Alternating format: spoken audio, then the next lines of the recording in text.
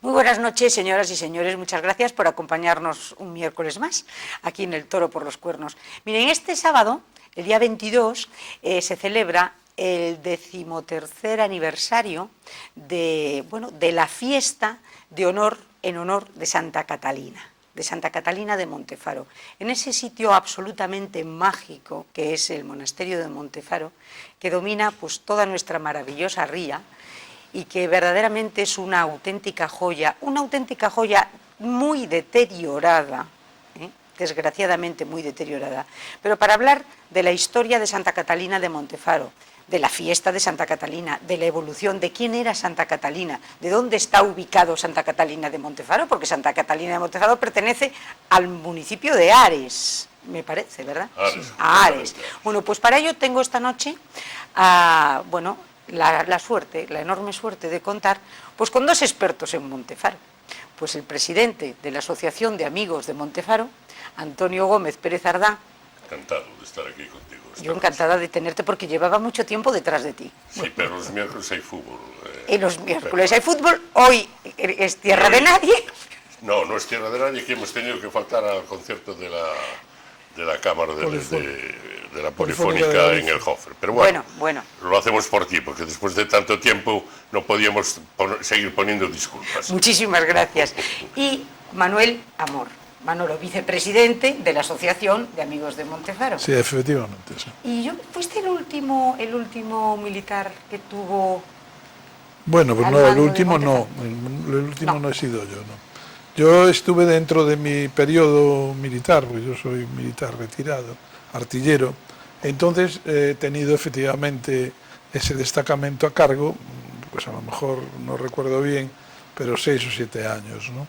Allí había un destacamento, lo mismo que en otros puntos, como era el campamento de Cobas, las baterías que se habían cerrado, en Bayona, en fin, en toda Galicia, ¿no? Y uno de ellos era Montefaro, y siempre estuvo perfectamente, yo creo, pues, más o menos cuidado, con un destacamento allí, y en revista. Yo sé que mis jefes cuando iban por allí sin decir nada, y aunque yo no estuviese, siempre me decían, fui ayer a Montefaro y estaba perfecto, porque había allí un cabo primero que hoy es funcionario del ayuntamiento, que se llama Mayobre, que es padre de esa chica Paula Mayobre, que sí, es una gran atleta, ¿no? Sí. Bueno, pues ese hombre, ya es un señor hoy, claro, de aquella era un chico joven, pues tenía aquello siempre como un pincel, vamos.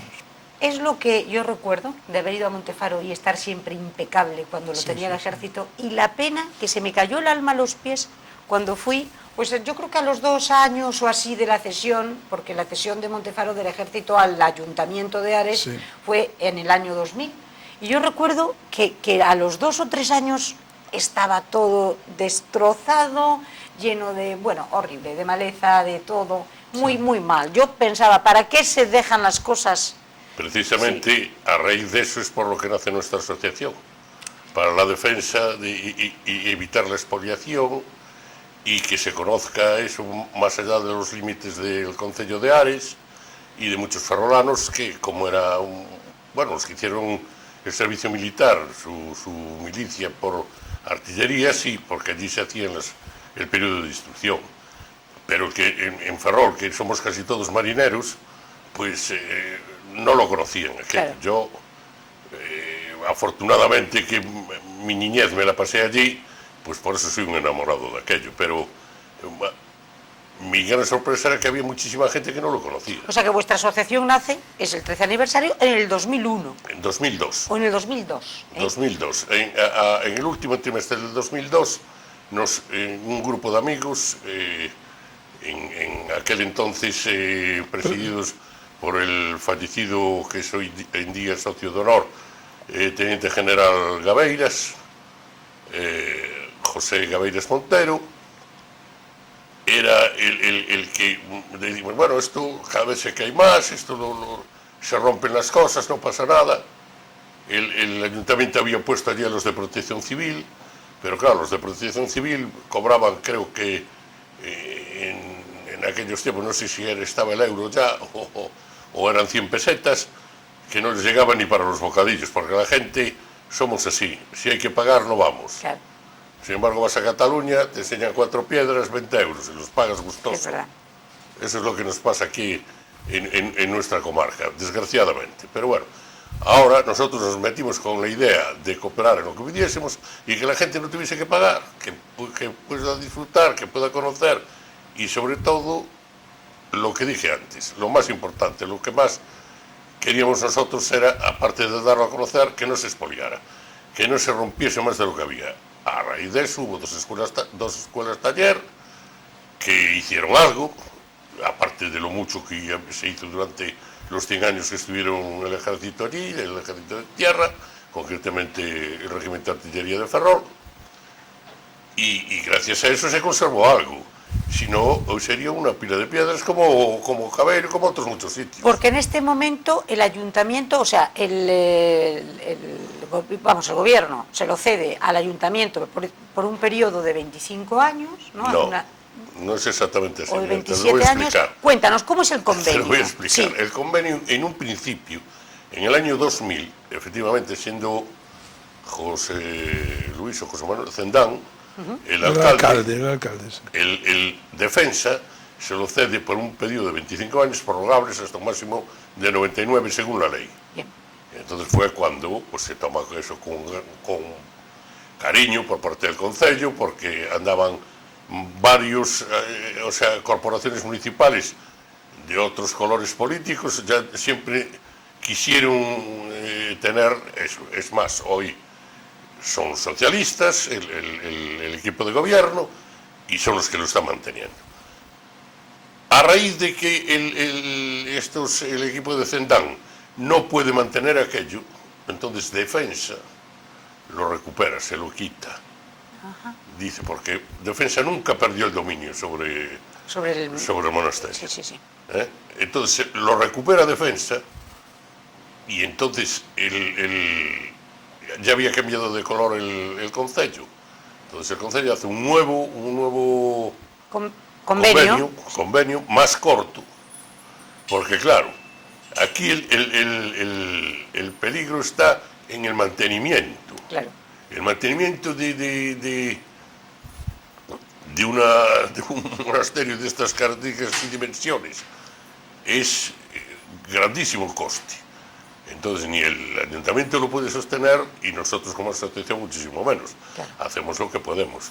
Entonces, combinando el gobierno del PP con el ayuntamiento socialista, se llevaron a cabo 2 escuelas taller, que son los que han mantenido pues parte de la obra que ya existía, del tejado, las bajantes, por lo menos que no caiga agua, que no se rompan las ventanas, reponer los cristales rotos, lo más esencial. O sea, un poco de mantenimiento, claro, para que no se hunda. Estamos hablando de 2 millones de euros, señora mía. Es que parece, es que las cantidades se escapan. Sí, sí, completamente. Se escapan, y es imposible el poder. Yo no sé ni cómo en su día el ejército, ni ahora mismo el concello, pueden hacer los milagros que están haciendo. Claro. Sí, mira, yo te quería abundar un poco más en nuestro presidente fundador, el general Gabeiras, en el momento que antes, estando en activo, porque cuando fundó esto ya estaba en la reserva, estando en activo, hubo un periodo, y de aquella también estaba yo, que era cuando lo tenía a cargo, hubo un periodo ahí bastante interesante, porque él pretendía hacer allí una residencia militar de descanso, que era una idea que le pareció a todo el mundo bien.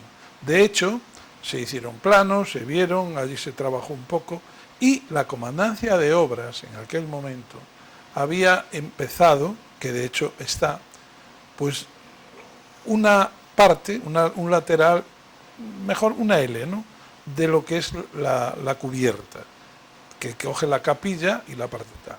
Había puesto en el primer piso toda la madera, había empezado a restaurar, con esa idea de convertirlo en residencia. Lo que pasa es que luego se vino abajo, por lo que sea, que ahí ya no sé yo las razones, porque debió de ser porque ya se hizo la nueva, vamos a decir, la nueva distribución o la nueva de ejército, que es cuando iba a desaparecer ya el regimiento de aquí, Sí. uno otro, y entonces se quedó en nada.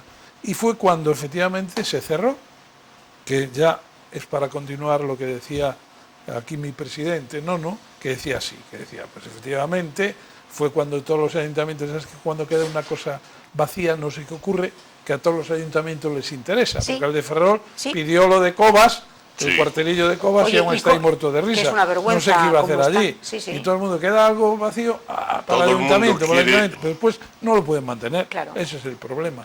Y Montefaro pasó lo que ha dicho precisamente Nono, en este caso Antonio, ¿no? Decía, pues que efectivamente el ayuntamiento ya no hacía más. Cuando nació esto, porque a Beiras, que habían metido allí, le encantaba aquello, pues dijo, oye, vamos a hacer, y se hizo la asociación de esa manera. Pero recuerdo yo, como dato curioso y como anécdota, que la primera fiesta de Montefaro, me parece que es la fiesta de Santa Catalina, nos habían robado hasta porque no había luz, se habían llevado hasta el ¿cómo se llama? Bueno, no había luz allí, se habían robado los cables, se habían robado, en fin, el cobre y todo eso. Y entonces hasta el lleváramos un compresor, un o sea, generador. un generador eléctrico para la fiesta. Se dejó, bueno, lo dejamos, mañana lo devolvemos. Y nos lo habían robado de Claro, noche. ya, O sea, que estaba ya acostumbrada la gente a... La gentil muchachada. y muchachada Pero bueno, y tal aquello. son anécdotas. y en son este anécdotas. momento, ¿cómo está el convenio? A día Pues, de hoy, En este momento yo creo que está reducido a 10 años. a 10 años. Porque claro, ni el ayuntamiento se quiere comprometer, ni Defensa lo quiere dejar totalmente para que no ocurra lo que ocurrió. Sí. Entonces, ¿cuál sería la solución? La solución sería que viniese alguien interesado y tuviese dinero. Con las crisis que tenemos es imposible. Hombre, ahí O sea, sería fantástico claro, un hotel. Claro. Porque fíjate Bueno, que también se vista habló. yo prodigiosa, quiero añadir a lo maravillosa, que pero dijo mi compañero Manolo, de que según noticias, que no sé si son ciertas o no, pero las noticias eran que no se hizo la residencia porque estaba el hospital más cercano a más de no sé si eran 15 kilómetros. O sea, hay una disposición por ahí que fue lo que impidió que esto se llevase a cabo. sí. Lo cual hubiese sido, hasta nosotros estaríamos allí ahora Sí, sería- en el reposo. sería- bueno, no, de momento no. Bueno, De bueno. momento no. Pero Santa Catalina tiene mucha historia. O sea, Santa Sí, Catalina nos remontamos, bueno, primero que hablábamos antes fuera de micrófono que te decía yo, esto os decía yo a vosotros. Vamos a ver, ¿a qué Santa Catalina está dedicado? ¿A Santa Catalina de Siena o a Santa Catalina de Alejandría? De Alejandría, A sí. Santa Catalina de Alejandría. Cuéntanos la historia. Bueno, Santa Catalina de Alejandría, que era, y según ya mis hermanas y seguramente tú cuando eras pequeñas, que saltabais a la comba con aquello de Santa Catalina, hija de un rey moro, que la mató su padre con un cuchillito. Bueno, eso es lo que dice la historia, que su padre que la mató porque le quería casar con un árabe, claro, los árabes de los cuales nosotros descendemos, afortunadamente, de lo mucho que nos han enseñado, porque fueron 800 años de dominación, aunque en Galicia quizás algunos menos, pero bueno, algo nos tocó. ¿Qué pasó? Que esta santa, por eso dicen Santa Catalina, la mató su padre porque no la quiso obedecer casándose con uno que abrazaba la religión de Alá. Entonces, aunque Alá es el mismo Dios que el nuestro y todo lo que tú quieras, pero ella quiere ser cristiana y dedicar su vida a Dios. Y entonces su padre la mató, de ahí viene la historia. Pero yo encontré una cosa que me pareció fascinante, porque cuando leyendo la historia de Santa Catalina de Alejandría, entonces, claro, está en Egipto, y entonces esta mujer que es patrona de muchísimas cosas, pero entre todas es patrona de las solteras, que Sí, yo no porque lo ella sé. murió soltera. Que las solteras, claro, ella murió porque no se Claro, quería no casar se quería con el casar. que le... Con el- pero con mira, el árabe de turno. esta mujer era un auténtico prodigio porque estaba maravillosamente bien educada y entonces sabía toda la cuestión de filosofía, teología, y entonces convencía a todo el mundo, porque aparte de ser una mujer muy guapa, era una mujer muy inteligente y muy culta. Entonces creo que la llevaron allí, bueno, por lo que dices tú, la querían casa, porque le hicieron una especie llegó, me parece que uno de los emperadores que se llamaba Magencio, nada menos. Y Magencio Estás muy dijo, bien informado. oye, estoy muy bien informado, es que me he tenido que documentar. Y entonces Magencio fue el que dijo, no, todo el mundo bueno, quería hacer pues el culto al dios X, Sí, pagano. Y entonces ayer reunió a toda la gente y Santa Catalina llegó al sitio de turno y dijo que tururú. Y les empezó a echar un speech que convenció a todo el mundo. Magencio, indignado, la quiso casar con un sabio también de Alá. Porque Sí, dijo, sí. y ella fue cuando dijo que tururú que te vi. Pero es que convenció hasta la emperatriz, hasta la mujer de Magencio. Fíjate.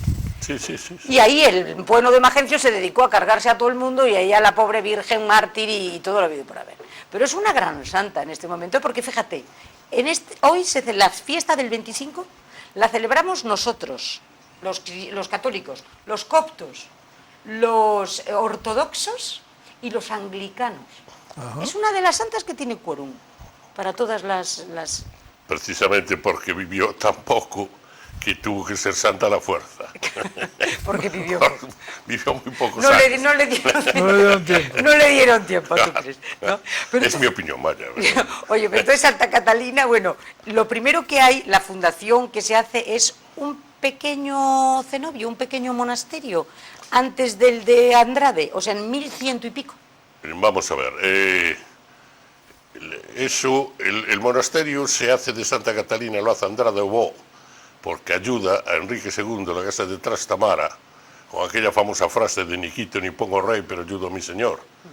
Entonces el señor que matan tenía una hija que se llamaba Catalina. Y él, una de sus confesiones y sus historias con la iglesia, que entonces se hacían barbaridades, pero después se llegaba ante el obispo de turno, se confesaba uno, hacía un monasterio y ya tenemos ganado el cielo otra vez, ¿eh? Así era la historia nuestra de España, ¿no? Y entonces, pues por ahí, después de este señor, se comprometió a hacer el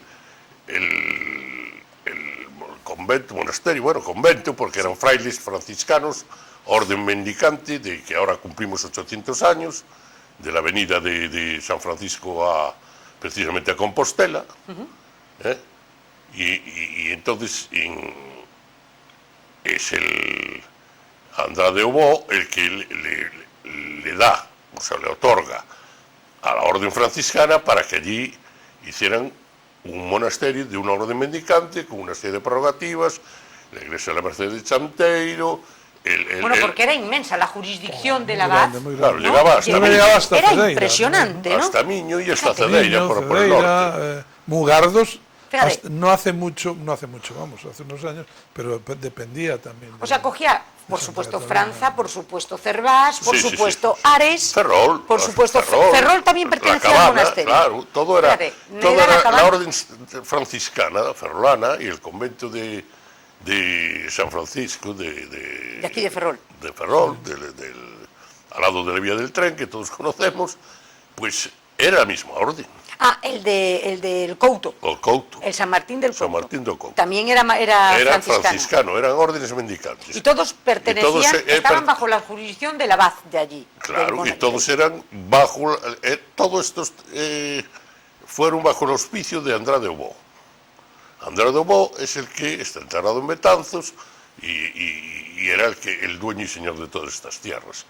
Y entonces, como era, de ahí viene Obó, que era muy creyente, y se apoyó mucho siempre en los franciscanos, que tenían mucho poder también en aquel entonces en Betanzos de los Caballeros. Sí, sí. Y entonces nos encontramos, bueno, todo esto es prácticamente hasta el siglo XIV, XV, XVI, XVII y en el siglo XVII, o sea, el siglo XVIII, cuando XVIII empieza es la ya Ferrol de la desamortización. Ilustre, En el siglo XVII es lo más sublime, cuando más apogeo tiene el monasterio. En el Llegan a 17. tener 30 monjes allí. 30 monjes. 30 frailes, Sí, vaya, sí, digo sí. mal, que eran Sí. frailes. 30 frailes llegó a haber en 1650. Sí. Y sí, cuando la desamortización, que dijeron los de menos de 20, tenía 18. Bueno, estamos hablando de frailes e hijos de nobles y de gente adinerada que metía a sus hijos, porque eran los únicos que sabían leer y escribir prácticamente, sí. Las cosas del campo, las leyes, estaba todo ubicado en los conventos, allí es donde estaba la sabiduría. ¿Qué pasa? Que muchos hijos de nobles y de otras gentes influyentes mandaban a sus hijos allí, sin llegar a ser monjes, sí, sí. Pero se educaban.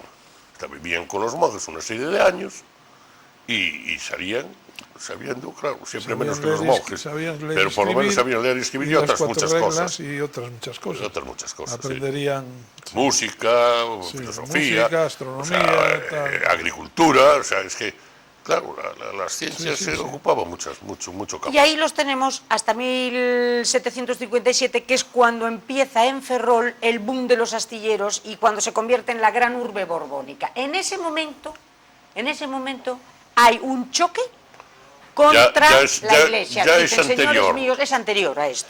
Vamos a ver, la ley de Mendizábal... Es 1837. 1836, se aprueba, 1837, echan a los señores frailes de allí. Pero ya antes, en el siglo XVIII, cuando Ferrol empieza a ser Ferrol, ya empiezan a molestar la jurisdicción. Claro, todo eso interesaba porque, oye, es un monte Faro, que significa lo de faro.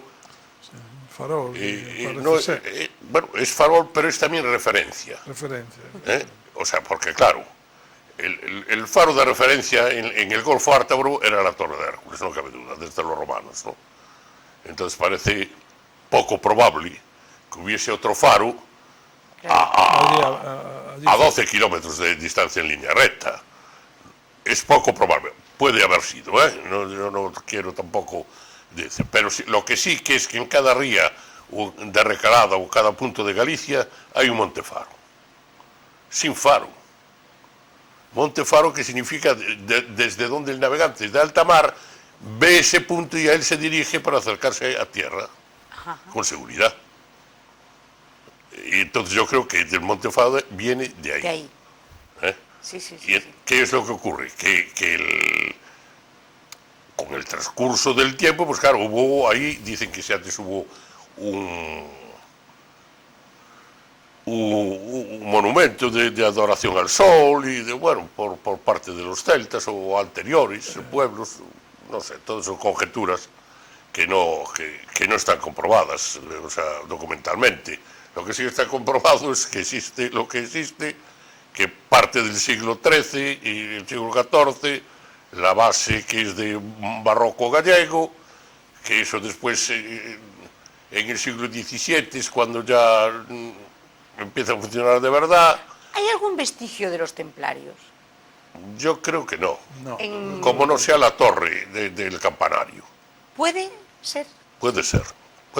Porque hay una fundación templaria que a mí me llamaba mucho la atención en Francia, que desapareció en el siglo XIX, pero está constatado esto, ¿no? Sí. Y entonces la cuestión, digo lo de los templarios, porque vosotros sabéis que los templarios, cuando les sacan todas sus pertenencias, después de que ajustician al señor, a todos sus principales maestres, ¿no? Pues entonces todas sus pertenencias pasan, la Iglesia se las da a los franciscanos. Porque el franciscano era el más, si quieres, puro, en el sentido estricto de la palabra pura, el que tenía más garantía frente en la Iglesia. De hecho, el compromiso del convento de Santa Catalina con Andrade era que cuando necesitase mandos para su ejército salían de allí. O sea, que eran de capa y espada estos señores, no es que fueran solamente santurrones que estaban en misa. Entonces eran soldados, monjes soldados. Monjes soldados, claro. Por lo tanto, lo del templo a lo mejor no es ninguna bobada. No es ninguna bobada, no creo que sea ninguna A lo mejor estaban bobada. aquí escondidos entre ellos. Bueno, no sé. No sé. Pero eso no ya es andarían también los literatura. dominicanos, o los dominicos. Los dominicos, Los dominicos, de eran hecho, aún están representados allí. es que son Santo Domingo. San Francisco y Santo ¿Está Domingo. representado allí en Santa Catalina? Sí, Sí. están ahí. En Santa Catalina hay dos imágenes. La Que imagen de es San Francisco Santo y la imagen Domingo de Santo a la Domingo. derecha y a la parte del Evangelio está San Francisco. O sea, y está el escudo con los dos brazos, pero bueno, eso es en todas las iglesias franciscanas, San Francisco de Ferrol, Sí. en todos los sitios tenemos el brazo dominico y el brazo franciscano. Eran dos órdenes que estaban muy vinculadas. Sí, sí. Y de ahí viene, o sea que pero vamos, dominicos ahí, que yo sepa, no hubo nunca, siempre fueron... Bien, y luego viene, bueno, el siglo XIX, la desamortización de Mendizábal, y en ese momento se lo dejan al ejército, ¿no? No.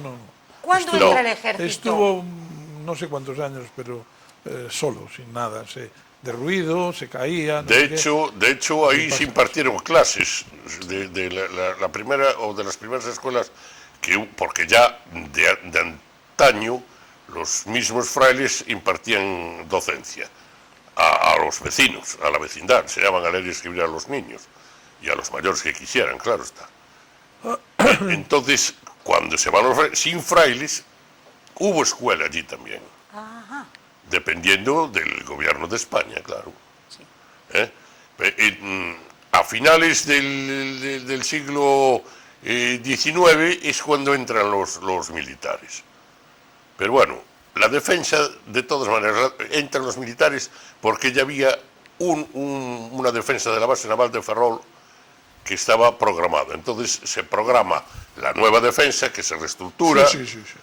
que se acaba en el año 1902, y que desgraciadamente para nosotros y sobre todo para el erario público, en la Primera Guerra Mundial del 14 al 18 se demuestra que no sirven para nada las defensas de Ferrol. Porque empiezan los aviones y adiós Pero papá mía con parece ser las montañas que costeras. el inicio de militar allí fue debido incluso por la guerra con Estados Unidos. En 1898, cuando que entramos en guerra con Estados Unidos, pues claro, se pensó, no vaya a venir ahora aquí a una de las bases navales mejores que tenemos, Estados Unidos, a tomarla o sustar. Y entonces artillaron la península de Montefaro, que tenía, pues, por lo menos, yo no lo sé ahora mismo si de memoria, pero 6 o 7 baterías, con un centro de transmisiones central, y el monasterio se utilizó de plana mayor, para tener allí el puesto de mando de las baterías. Estaba el destacamento de servicio, 30 hombres, tal, pero el grueso estaba en Montefaro. De hecho, era el cuartelillo principal y se desplazaban a las baterías. Y yo creo que ahí está el inicio de militar de Montefaro. Sí. Y pues ya, claro, sigue manteniéndose. ¿Y cuando el ejército? Como dijo muy bien, aquí que efectivamente en la Primera Guerra Mundial ya estaba también hecho. Y dice, bueno, pero hay una cosa, que toda la artillería de costa, porque después se artilló ya más adelante, después de la Primera Guerra Mundial, pues se preparó también, debido a todo esto, todas las baterías que hubo después, con cañones Vickers que vinieron, el 1524, el 38,1, tal, Prioriño, Canelas, Campelo, en fin, todo eso, ¿no?, para defender la ría de Ferrol. Pero, dice, nunca entraron en combate. Ahora, siempre hay el axioma que se dice, cumplen su misión, porque no viene nadie. Donde están, claro, no van. Siempre lo decía. Eso es para evitar desembarco en Doniños, desembarco en San Jorge, desembarco, ¿entiendes? Que no se acerquen. Si ya tienes allí y no se acercaban, en aquella época hay que pensar que los barcos no había misiles, no había nada, era simplemente cañón, y siempre tenía ventaja la costa al estar en una cota más elevada, con el mismo calibre, con el mismo cañón, tenían más alcance. Entonces el barco, si tenía un alcance de 15 kilómetros, en la costa con el mismo cañón, con la misma pieza de artillería, alcanzabas pues 3 o 4 más. Y entonces el barco siempre respetaban. Sí, hay que tener en cuenta que Montefaro está en una cota de 265 metros. Pues eso, o sea, es una plataforma y después Fantástica, defender claro, la retirada, la entrada de la escuadra y la salida. claro. Porque si no, venían ahí 4 barcos, se ponían fuera y ya no dejaban salir a O sea, a como nadie. efecto disuasorio, desde luego cumplió su Cumplió, misión sí, perfectamente. perfectamente. ¿Cuánta gente había allí destinada? En los años mejores, así, que era un destacamento. Me imagino que habría, porque si allí había, por ejemplo, pues 5 o 6 baterías, pues 5 por... habría a lo mejor pues 800 hombres o 1000 hombres. Fíjate, 800.000 hombres destinados allí. 800 o 1000. o 1000, ¿no? O 1000, sí. Sí, se hablaba de esas cifras, Sí. pero yo creo que era incluyendo los quintos, los que estaban haciendo el periodo de instrucción. Es que el periodo de instrucción fue, yo creo que incluso posterior a eso, porque hacían luego ya, se convirtió en, que en el periodo de instrucción primero se formaban en los regimientos, luego después se fundaron los CIR, que era el Centro de Instrucción de Reclutas, que aquí siempre Marina siempre fue cuartel de instrucción, ¿no? Sí. Y aquí era pues el Centro de Instrucción de Reclutas, que estaba en Figueiredo, en Pontevedra. Luego eso desaparecieron y volvieron otra vez, vieron que a lo mejor era más interesante que los mismos unidades formasen a sus soldados de quinta, porque había especialidades que te venían de Pontevedra y luego tenías que seguir con el campamento 1 mes o 2 meses más para formarlos en su especialidad propia, ¿no? Porque venían de allí, era una cosa general, aprender a hacer la instrucción, desfilar, jurar bandera, y luego venían y no sabían, los destinaban. Uno para artillería, otro para infantería, otro para caballería, otro, ¿me entiendes?, para ingenieros, y entonces dijeron, no, mejor ya desde el principio, y últimamente se formaban en las unidades. Y, por ejemplo, el ejército, aparte de cumplir esa misión, ¿no?, de ser, también, yo por lo que he leído, descubrió una serie de obras, una serie de sacó a la luz, vamos, vestigios arquitectónicos o no. Bueno, siempre estaban allí ¿Estaban allí? Y aparecieron, claro. Eso es lo mismo que ahora, por ejemplo, en el puerto, que van a hacer el colector y aparecen unos vestigios romanos, claro, pues allí lo propio, igual, claro, allí aparecieron cosas, había una calzada romana allí cerca de la Redonda, y otros vestigios romanos al lado del Forestal del Atlántico.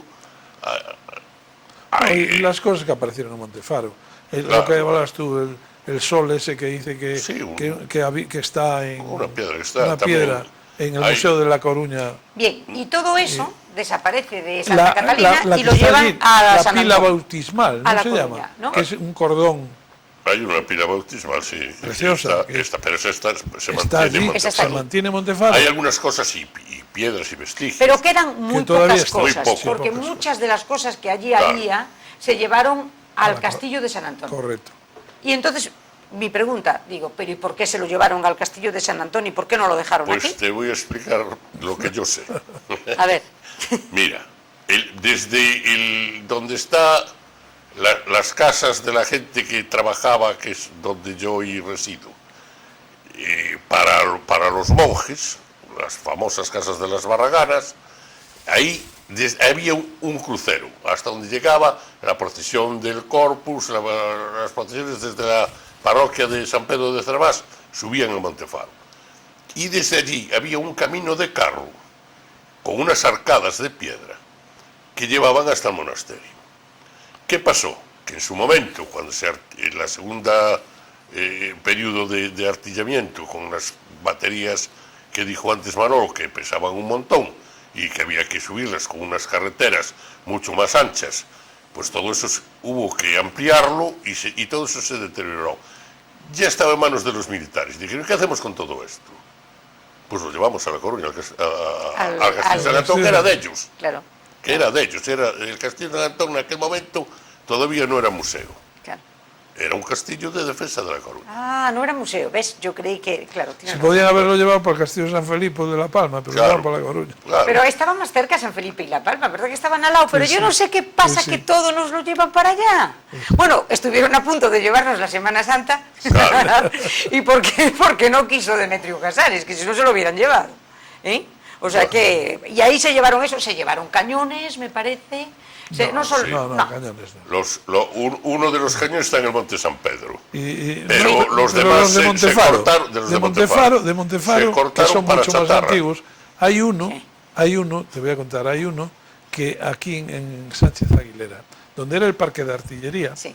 bueno, pues ahí hay un cañón que es un Munaiz Argüelles, se llama, muy antiguo, de principios del siglo XX, y ahí está, que tenía para cargar como un mando con una cadenita, levantar el proyectil, muy antiguo, que estaba en Coitelada, que pertenecía también a la zona de la batería de Coitelada, que tenía dos piezas. Pues aún quedaban ahí una, y cuando estuvo mandando el regimiento, un ferrolano, que se llamaba se llama, vamos, está ahí, Andrés Freire Conde, Sí. no sé si te suena, que llegó a teniente general y fue capitán general de Valencia, hoy reside en La Coruña.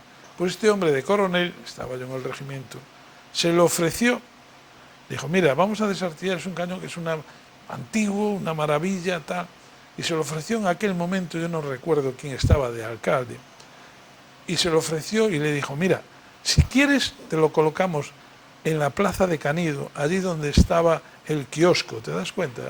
Allí Sí, en el sí, centro. perfectamente. Pues dijo, te lo colocamos ahí, lo mantenemos nosotros, el parque, te lo pinta, te lo arregla, lo engrasa, cada mes lo mantenemos y tal, y ahí está una forma, el parque artillería al lado, o sea, le dio todas las facilidades. Y dijera él, me ha dicho que no lo quieren. Y entonces hizo, dentro del cuartel, aún está allí el cañón. Hizo un basamento, hizo una base de cemento, tal, preparada. Y En el Sánchez Aguilera. Sí, pero en la zona donde está la casa del coronel. Sí. Por dentro, ¿no sabes? Que ese era el parque de artillería que pertenecía al mismo de todo, ¿no? Pues allí, que él residía allí, precisamente. Pues en la parte de atrás había unos jardines y un patio, pues en ese patio puso el cañón, y aún está allí el cañón. Y Ferrol no lo quiso, claro. Ferrol no lo quiso. Como tantas cosas. Y después los otros lo que dicen, no, y tiene razón.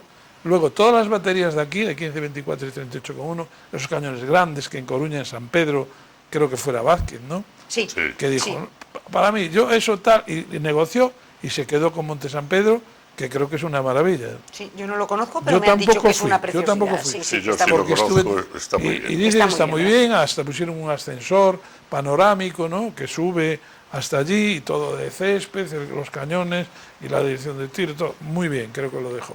Pues aquí teníamos, como esos, teníamos dos arriba en Prioriño, en la cuarta batería Lobateiras, que le llamaban, encima al lado de la caseta de la vigía esa que le llamaban de Marina, ¿no? Sí, sí, sí. Ahí había dos piezas de esos dos cañones.